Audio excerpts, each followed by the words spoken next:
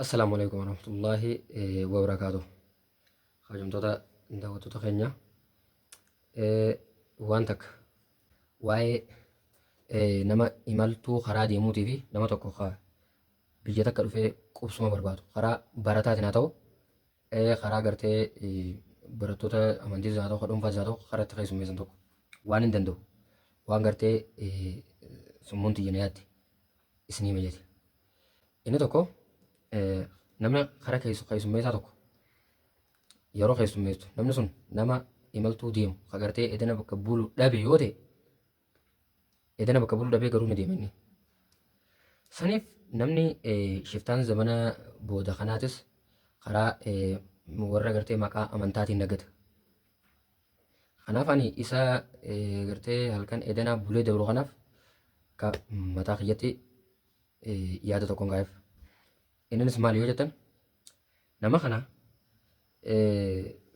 tarii yoo si bira bule akka amantaa deef akkaanuma dhagaa fakkaachuu danda'a. Tarii yoo si bira bule waa sirraan ga'uu danda'a. Waa haa ta'u dha'uullee haa ta'u waan akkasii danda'a. Sanaafuu isa kana maal godhuu qabnaa akka kiyyatti nama imaltuu karaa deemu tokko edana gartee bakka bulu dhabee taa'u jiru yoo alatti ariitas rabbis hin dhiisu. Kanaaf isa san maal goonaa maallaqa xiqqaa tokko ilaallee qarshii 200-300 ta'u mana algaa kireessuuf qabna. Bakka gartee mana siree mana hirriibaa halkan tokko kireessuuf qabna. Dirqama namni kun yoo si bira dhufe balaa sirraan ga'uu danda'a. Balaa guddoon sirraan ga'u hambisuudhaaf balaa xiqqoo fayyadamuu qabdi. Innis maali? Osoo liqillee fute qarshii hanga tokko laaltee fi mana siree kireeffadhu namaan na bira hedduudhaa jetteeti maallaqa kan ta'ee fi adeemee bulu. Yoomuu gartee mana waan maallaqa xiqqoo gartee mana siree ittiin bulu kan tuufsa yoo kadhabdu taate atuu rakkataadha mana siree galuu qabdu.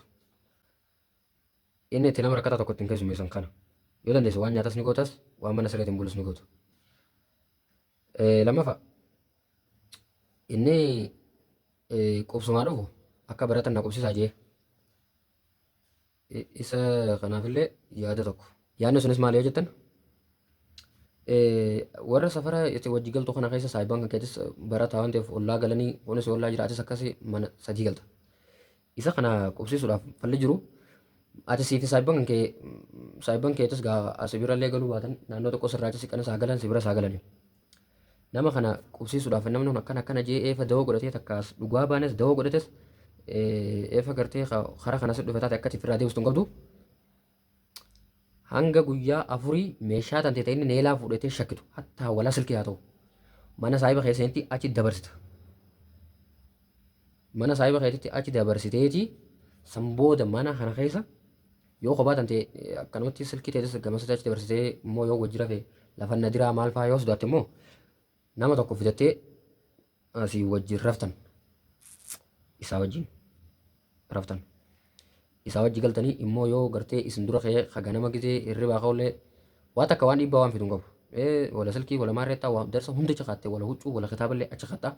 San booda nama kana hanga guyyaa sadii na keessummeetu. Guyyaa sadii booda immoo mana laaltee fi mana isatti galchita waa hunda firaa baasta. Hangasitti nama karaa deemu rakkata karaa deemu tokkoo fi namni kun nama hatu tokko waan ta'u waan beektuuni namni kun yeroo haasa'u tartaan haasoo daqiiqaa 30 booda haasee daqiiqaa 30 booda shaaroo mala sodaa takka irraa mul'ata waan akkasii isa.